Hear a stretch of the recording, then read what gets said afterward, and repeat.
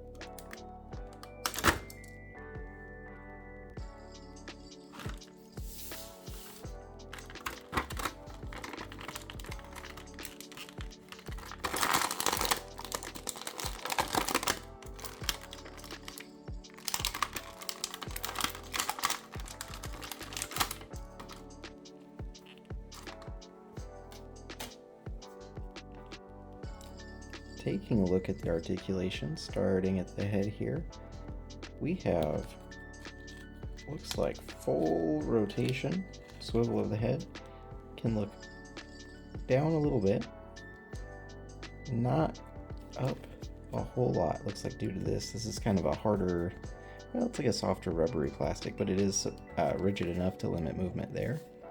Okay, moving on to the arm here. Ooh, just better than 90 there. No bicep swivel, but you do get the swivel at the elbow. About 90 degrees there. Okay, taking a look at the wrist. I'm going to try to pay special attention to this going forward because I've just realized all the figures that I have reviewed so far for this line actually have a separate articulation point here. So this is, I mean, it's the same articulation point, but if you look, the hinge is actually here so that, you know, He-Man can do the classic pose there where he puts the sword up. And then this one is actually at a different angle. So we'll take a look at all that for the other figures here too.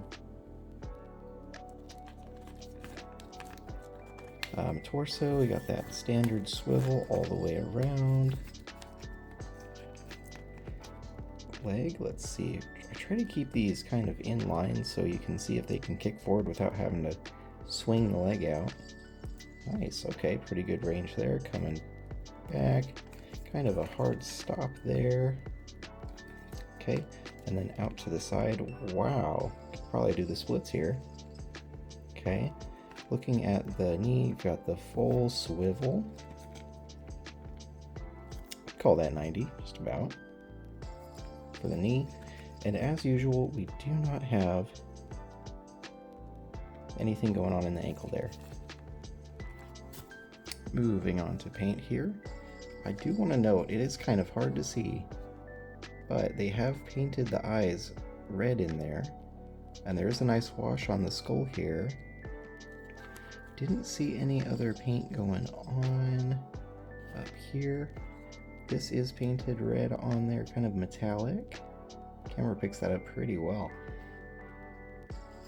Looks like he's just kind of blue, and then these are painted on. No paint on there.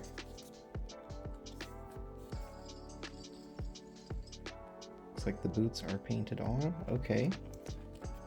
Wow. I mean, it is pretty simple for paint. I think maybe just, I don't know, a little bit of a wash on these would have been nice just for that little extra point of detail. A little bit of, I don't know, line work in there. Overall, I would give it probably an 8 out of 10. I'm just realizing I once again have forgotten articulation. You know, given this price point and what they were able to achieve here, I'm going to give them an 8 out of 10 in articulation as well. I don't love that this limited movement here. I feel like they could have done something here to correct that. But I think an 8 is fair given the rest of what you get here. Alright, next up let's take a look at included accessories. It looks like it's just the Havoc staff here, which has honestly an impressive amount of detail. So up close, can you see it? Yes. You've got a metallic blue for the eyes there. The skull here, it doesn't look like there's a wash there. I guess my brain just wants there to be one so bad. It looks like this is articulated on a swivel. Okay, interesting. I'm not sure if it's necessary. Maybe it's just how it was put together when the horns are painted on. Well done. The staff, I don't know if it's coming up so well on camera, but it's almost like a silvery gray. And that's it for accessories. Given the price point and the quality and detail here, I would have to give it a 9 out of 10. Quick note here, you might think based on previous reviews that this sort of material might be removable, like basically all the previous figures. I did not see the clasp that was usually on there, so it doesn't look like you can actually take it off. It is a separate piece, so if you wanted to, you could just cut this off of here. And the same goes for the cape. It's kind of mounted in there. It doesn't come out. I don't want to force it. You can see it's kind of whiting the plastic there like it's going to snap off. And then I tried to see if you could remove this sort of hood or cowl, and it looks like it is also kind of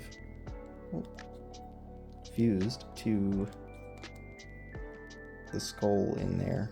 So it's not removable unless you want to rip it off of there. Alright, let's get him back on the stand.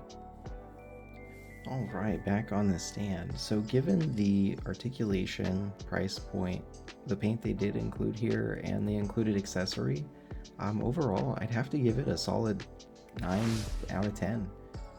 You really can't find a decent figure at $10 in the toy aisle anymore. Well, I hope you guys appreciated the up-close look here. Let me know in the comments what figure you guys want to see next, and I will see you in the next video. Alright, more coming soon.